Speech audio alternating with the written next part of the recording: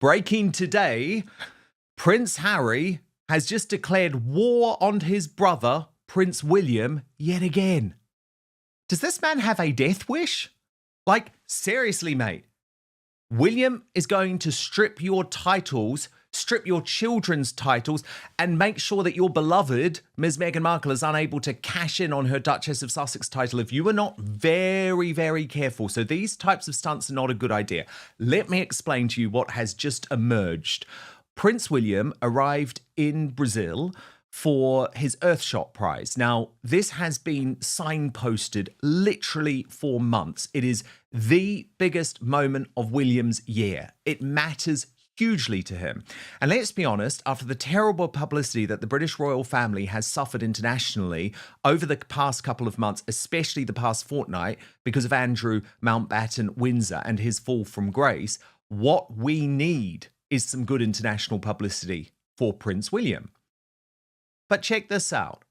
Despite having promised to swap diaries with his father in order to coordinate no major clashes between Harry's events and Prince William, he has scheduled a last-minute trip to Canada in order to take the attention away from Prince William's big event. This is a ludicrous decision, a childish decision, and William is going to be utterly ropeable.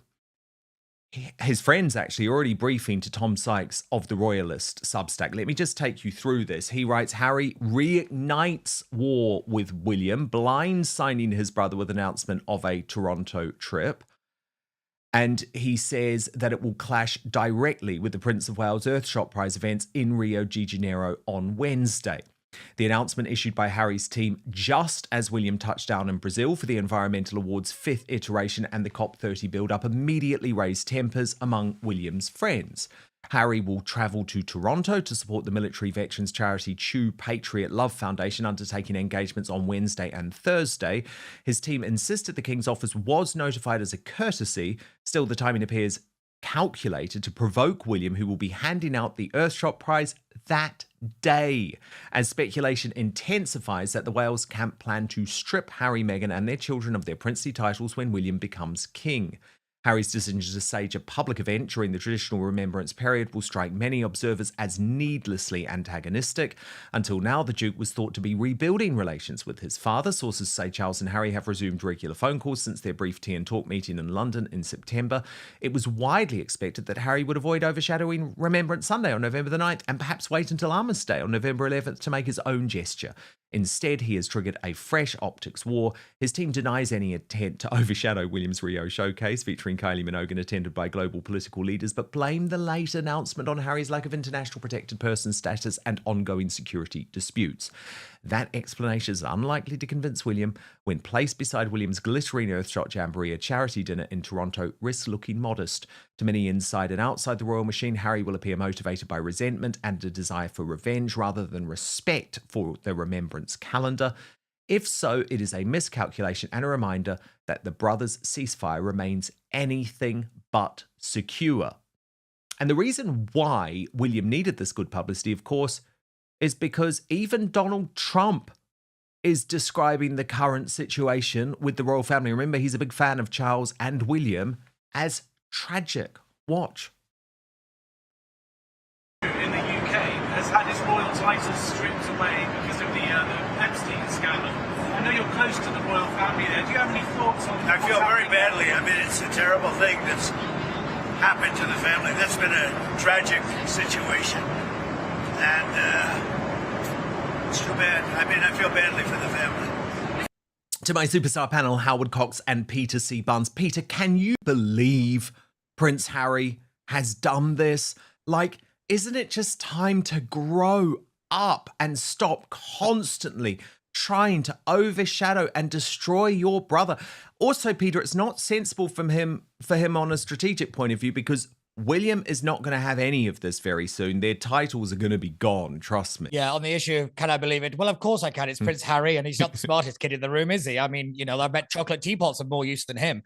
But I mean, it's rather ridiculous if we're being honest. But again, it's just no surprise. He's a narcissist and he's a child and he's never been told no. And then he conceives every chance that he's been, that he might be in the wrong as completely impossible. And there we are. You can't deal with these people. The way you shouldn't negotiate with a terrorist. You shouldn't negotiate with a prince who's been told no. That seems to be the rule here, because of course he was going to always do this. It's in his nature to do it. He's got a chip on his shoulder, and I mean, you might as well get some Doritos and use it as a salsa dip. It's rather ridiculous, but there we are. I have to admit, Will is going to definitely take all steps necessary, because I think actually stripping Andrew was William's idea. I don't believe it was the king's idea 100%. In the slightest, because if it was, he'd have done it a while ago. I think, you can have the arguments that, he's waited and waited. I think William wanted rid of him, and he wants and him nowhere near the Windsor estate for when he becomes king. I think this was a moment and a difference between Will and Charles, because I think William's got that edge. He's got that rough edge and that sharp edge to be able to go, no, this is bigger than the family. This is about the future and the legacy of the royal family. And he gets that. I think Charles is a little too soft on this. And of course, what I think Donald Trump hit the point very well there. He says, it's a tragedy for the family. We forget that the royal family are a family, and they have disputes like everybody else. Unfortunately, theirs are significantly bigger and on the front pages, but it is always sad to see brothers at war. It always is. It is, but I mean, Howard, given Harry continues to act this way, despite warnings, I mean, he promised King Charles in that meeting that he wasn't going to deploy these stunts anymore. And here's William's big event, and he's done it yet again. I mean, Howard, my personal view is that King Charles should not wait another day. I am actually becoming increasingly furious that he's not learning the lesson from history when it comes to Andrew, and actually just saying now is the time to also strip Harry, Meghan, Archie and Lily of these titles. But what do you make of this decision for Harry to be so egregiously aggressive in terms of his counter-programming of William's big event? Well, I call it the rattle out of the pram syndrome. This is the classic case. He lacks intelligence. He lacks maturity. We've said all these things. He isn't the sharpest cookie in the box, and he didn't get his own way. He thought, what he did, getting the grand ceremony, marrying, this American lady.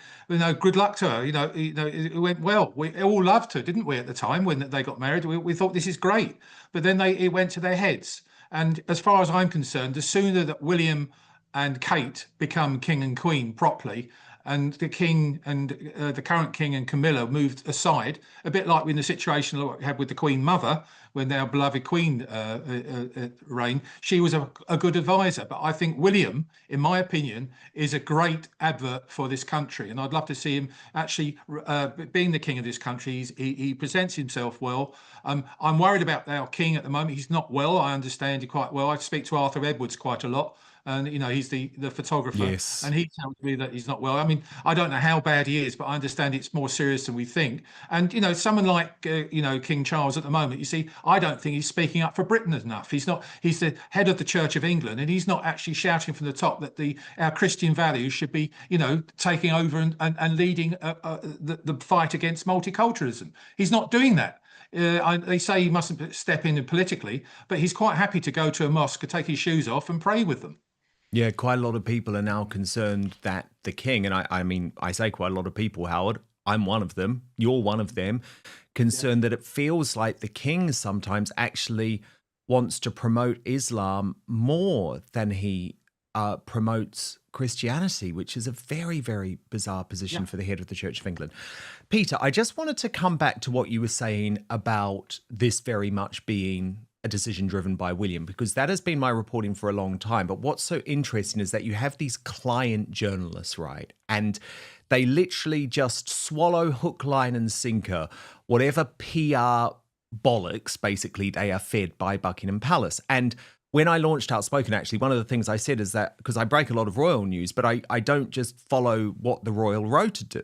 But I was so embarrassed about that awful Emily Maitlis on the fake news agents, right? Because she actually did a genuine report last week, a correct report, which was basically what you were just saying, Peter, that this had all been very much driven by William, clearly gets a phone call from Buckingham Palace, right? I can just tell by what she's saying and the quotes, and all of a sudden she does a total 180 on her initial report. So I want to play you this from the fake news agent and then get your reaction off the bat. Something, to be honest, that I had not properly understood, and I think many in the media had not properly understood, was that Prince William was not actually the one driving this. We'd all understood that the real sort of heft of this move came from Prince William.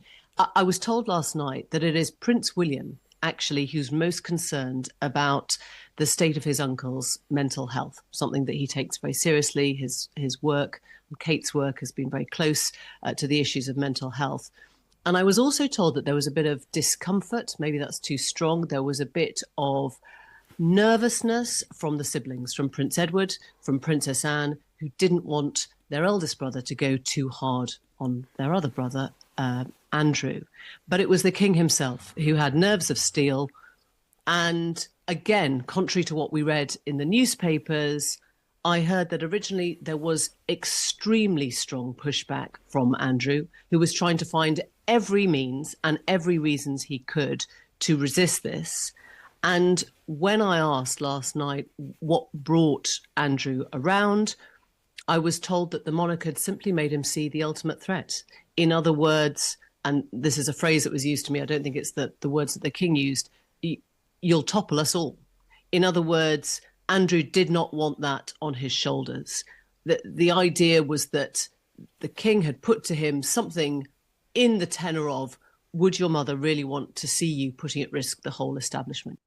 So Peter Barnes, one call from Buckingham Palace, and it's like, this was all down to the king. It's like, that's just not true, because the king allowed Andrew to release that statement 2 weeks ago saying that he had voluntarily given up the Duke of York title, and the king thought that was going to be enough. It was William who had to step in and go much further, and it just frustrates me that she's so suckered. You know, she's such an establishment shill. One phone call gets her to reverse all of her reporting, which actually had previously been accurate. And I'm not going to reverse my reporting because of one phone call from Buckingham Palace, because we've just got to report the truth. I mean, I've seen some stupid things said. That has to be from that woman, the most stupid thing I've ever seen said. It was just ridiculous. How stupid does she think we are? I mean, that's the contemptible bit. She thinks she can say it and no one's going to call her out on it. Of course, William has led this. He's got that edge. He's got the hardened bit where he's actually, Andrew doesn't care about anybody but Andrew. That's what history shows us. He's given opportunities to put country first, to do things for his mother, and he's let him down every single time. So why would it be any different this time? That's just a stupid thing to say. Of course, this was William, and it's all about the fact that I think William has got the eye of royalty and monarchy better than Charles. And I go back to what Howard was saying about how people are they want the king to speak out more. It's mainly because Charles doesn't understand how to be king. He's trying to be liked, not lead. And that's the problem. We have a problem in this country. All of it can be stemmed because we have no leaders. We have people that want to be liked by people. And I think that the king is a prime example. And William understands leadership probably better than his father does. And that surprises me. But I have to admit, I think William, it will be a great ambassador for this country. I think we're desperate for it. I think the royal family need it. But if that's Buckingham Palace's way of trying to elbow in on a news story, they need a new press advisor, because that was pathetic. Well, yeah, I mean, it's interesting because there was more briefing over the weekend to the Sunday Times. Again, this was from Buckingham Palace trying to make Charles look as if this was really his doing. And friends of the king pointed to the line in Charles's statement, these censures are deemed necessary, notwithstanding the fact that he continues to deny the allegations against him. And one friend said, that was extraordinary. That's the closest you'll get to the king and his court passing judgment on his brother. They also said that for a long time, Prince Andrew had removed any references to victims of abuse from his statements. And they say now the king has lost his patience. You can see this statement is no longer a statement by committee. It's a statement from the king. But they also said that other friends of the king believe it was actually the fact that he was heckled during an engagement, Yes. remember last week, that meant something changed. They say what's changed in 2 weeks is the king and queen have been out taking the temperature of the public. They're doing national surveys at every engagement. They have felt the public anger and they have acted. You can feel the exhalation of the public going, at last, something we understand. There's been too much technical and confusing posturing of titles being put into abeyance. People didn't know what that means, but with the king taking hold of it now, this feels final. This is the handling people would have been waiting to see. The friend added the king and his courtiers could see that the Andrew problem was becoming a contagion that was more serious than the illness itself, with more and more questions being asked about the institution. Don't forget, this is what the king is built for. He's been forged in the fires of reputational adversity, and I've never seen him struggle to make the big, difficult decisions.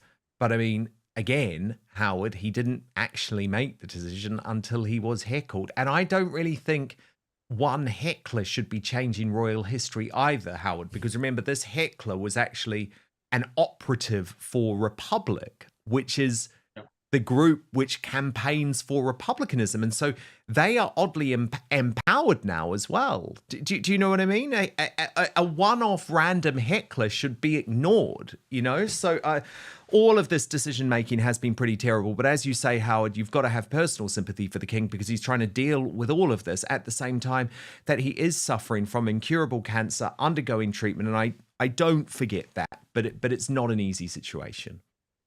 No, not at all. I mean, he's head of the family as well. It's his brother and son that are causing this turmoil within the family. That heckler, I'm surprised they got that close. I would have thought the police again should be actually, investigating the people who are standing that close to him. But what's happening at the moment is a distraction beyond belief in our country, and we've got other things to worry about. And I really don't give a toss about Andrew or Harry at the moment in time. What matters to me, what we talked about earlier, is the safety and security of our people. And and the king should be coming out and actually, for once, actually standing full front in front of the cameras and talking about Christian culture, Christian values, everything we should be celebrating, and talking about the fact how great our country is if we restore ourselves back to those Christian values. I don't hear him doing any of that. No, very, very good point. Thank you both so much. Howard Cox of Fair Fuel UK. And Howard, how are you feeling about this dastardly budget and 23 days, I think? Well, Dan, I hope you have me on before. It is 23 days. I hope you're on beforehand because Yes. I'm hearing that the fuel duty will be going up. And Whoa. after 15 years of keeping it down, and I expected it to go up last year, and I have to say thank you, Rachel Reeves. But she, as a front bench Labour spokesman, said to me privately after, he said, "Howard, you've done a great job as ever for 15 years doing this, but we went for the farmers this time, but next year we're going for the motorist." So watch this space. What assholes. Okay, no, we definitely will have you back on before the budget, Howard. And of course, we'll see you tomorrow with the Tommy trial. And Peter, where can people follow your brilliant Barnes network now on Substack? Yes. So I'm launching a spate of new shows. I've got my Substack. You can find me on there. If you search for PC Barnes 123 on pretty much any social media platform, you will find me. But yeah, over the next couple of weeks, you'll probably see a lot more adverts and a lot more promotion about all the things I've got cooking just before Christmas. Amazing. Well, I'm Good very luck, Peter. excited Good luck. about that. Thanks. And Howard. Howard, make sure you look out for Lauren the Insider, who is going to be will there do. outside of court tomorrow. We'd love to speak to you. We are live with the verdict from 9:30 a.m. This is the earliest show we've done for Outspoken, but I'm very excited about it because you cannot trust the mainstream media, as you well know, Howard, when it comes to reporting of these Tommy Robinson court cases. So thank you both so much. Howard Cox, Peter C. Barnes, superb superstar panel. We will see you both soon. We're going to reveal today's greatest Britain and Union jackass in just one moment. First, to your feedback. So much of it coming in today. Thank you.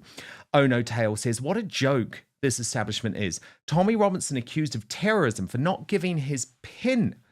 But you've got men hacking people on a train and it's not terrorism. Well, exactly. Stuart Turbot says, Khan wants driverless trains. Imagine that the train would not have stopped at the next station if Khan gets his way. Do you know what? I've always been pro driverless trains, but you make a very sound point, Stuart. And yeah, I'm going to think about that actually. Andrew DB04 says they've learned nothing from Southport, still insulting our intelligence. Optimus Gal says, so a nutter has left to rampage for 3 days on the rail network with a huge knife, yet we can't carry pepper spray? Bloody insanity. Adrian Smith says, it all comes out in the end. Ruta Cabana's head teacher was stopped from speaking out due to claims of racism. The race baiters are as guilty as the murderers and the rapists. And Andy Kirby 3121 says, police are useless, rang 999 because someone was in my home. The crazy lady that answered my emergency 999 call told me, it's your house. Tell them to leave. What a joke. Now I'm tooled up. Okay, your nominations for today's Greatest Britain and Union Jackass. Worst Britain in the world today. The nominees are Ed Miliband, nominated by It's Only Me 44 for his heat pump lunacy. Lisa Nandy, nominated by Karen Quinn for the way that she dealt with Matt Goodwin on Question Time last week, and John Healey, the Defence Secretary, because, he just said we all need to be more vigilant after the weekend's train attack. In third place, with 16% of the vote, John Healey. The runner-up with 17% of the vote, Lisa Nandy, but far and away, your Union Jackass today with 67% of the vote, it is the Environment Secretary, Ed Miliband. And the Greatest Britain today is that LNER member of staff, unnamed, with Sarah Booth writing, the unnamed member of the cafe staff who put himself between the crazed knife man and the passengers. God bless you. The royal family has been hit by yet another wave of scandal and humiliation. This week, King Charles III has officially moved to strip his brother, Prince Andrew, of his final royal title and order his eviction from the 30-room mansion at Royal Lodge, ending years of royal indulgence. The King, seen arriving at Sandringham on Sunday morning, appeared calm and cheerful as he attended service at St Mary Magdalene Church, waving to Reverend Canon Dr Paul Williams before entering. Observers noted that his outward composure belied the turmoil brewing inside the palace, the fallout from Andrew's connection to the Jeffrey Epstein scandal, now resurfacing with renewed force. Andrew, who stopped using the title His Royal Highness after being accused of sexual abuse by Virginia Giuffre in a US civil case, has consistently denied all wrongdoing. Yet, despite his denials, public outrage has continued to mount, leading to the King's decisive action. In a shocking announcement on Thursday evening, Buckingham Palace confirmed that Andrew would not only lose his final title, the style of prince, but also be forced to vacate Royal Lodge within 3 months. His ex-wife Sarah Ferguson has already secured private accommodation, marking the first time the former couple will live separately since 2008. Royal sources confirmed that the decision was made personally by the King, with the full backing of Queen Camilla, Prince William, and the wider royal family. The move comes as mounting pressure grows for a Scotland Yard inquiry into Andrew's past behaviour and connections with Epstein. Adding to his humiliation, the UK Defence Secretary John Healey revealed that the King has also requested Andrew be stripped of his last remaining honorary military rank, that of Vice Admiral, a title awarded on his 55th birthday in 2015. Speaking to Sky News and BBC One, Healey confirmed that the King has indicated that this is the right move and the process is now underway. He added that Charles had made his wishes clear that no remnants of Andrew's former honours should remain. It is the first time in over a century that a member of the royal family has been stripped of a birthright title. The last to suffer such a fate was Prince Ernest Augustus in 1919, who lost his prince title for siding with Germany during the First World War. King Charles's decision follows almost 3 years of internal tension over Andrew's refusal to leave Royal Lodge. The former Duke of York had been clinging to the property despite repeated royal requests to step down amid the Epstein controversy. Now, sources confirm that Andrew will be relocated to one of 5 smaller properties on the Sandringham estate early next year. The move will be privately funded by the King, who has insisted on handling the matter discreetly. Inside the palace, preparations are also underway for the Royal Collection Trust to remove valuable artworks that have hung in Royal Lodge since the days of the Queen Mother, a symbolic final act marking the end of Andrew's royal chapter. In a formal statement, Buckingham Palace said, "Their Majesties wish to make clear that their thoughts and utmost sympathies have been and will remain with the victims and survivors of all forms of abuse." The announcement sent shockwaves through Britain not only for its severity, but for what it represents. The monarchy drawing a hard line between duty and blood. As one palace insider put it, "This was long overdue. The king has done what his mother could not. He has put the monarchy before family."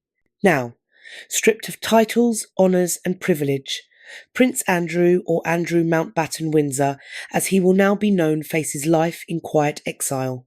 And while King Charles may have appeared calm and composed during his Sunday stroll at Sandringham, those close to the palace say the message could not be clearer. There is no place for scandal within the modern monarchy.